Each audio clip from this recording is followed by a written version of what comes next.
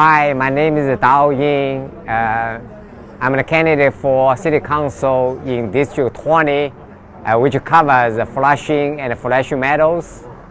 My hallmark agendas are public safety, public education system, public health system, from job security to affordable housing and homelessness as well. Especially in the COVID-19 and with increased Asian hate crimes, public safety become my #1 issue.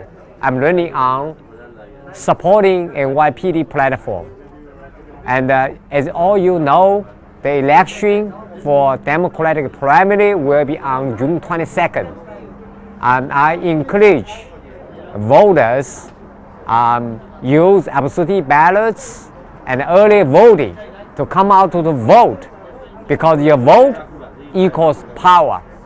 And also with the new ranked choice voting, a vote can vote up to 5 candidates with choice 1, choice 2, all the way to choice 5. Let's fully use this new democracy.